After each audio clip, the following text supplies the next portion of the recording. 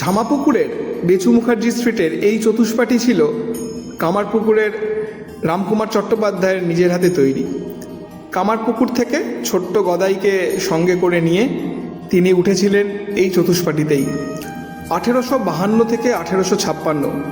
এই সময় গদাধর চট্টোপাধ্যায় এই চতুষ্পাঠীতে থেকেই রাজা দিগম্বর মিত্রের এই রাজবাড়িতে নিত্য পুজোর কাজ নেন।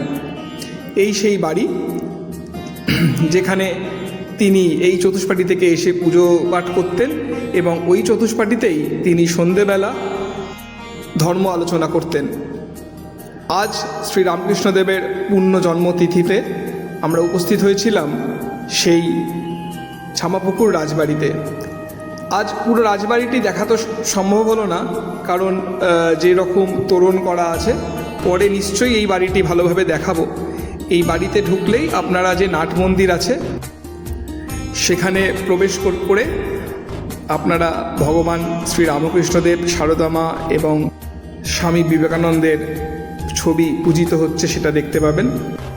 ছোট্ট গদাধর যেখানে ঠাকুরকে পুজো করতে আসতেন রোজ, আজ সেই বেদিতেই তিনি নিজে ভগবান রূপে পূজিত হচ্ছেন। এই সত্যি এক পরম পাওয়া। এখানে এসে সত্যি মন এক অদ্ভুত শান্তি লাভ করে। এই সেই নাট মন্দির এবং এই সেই পরম পুণ্য স্থান।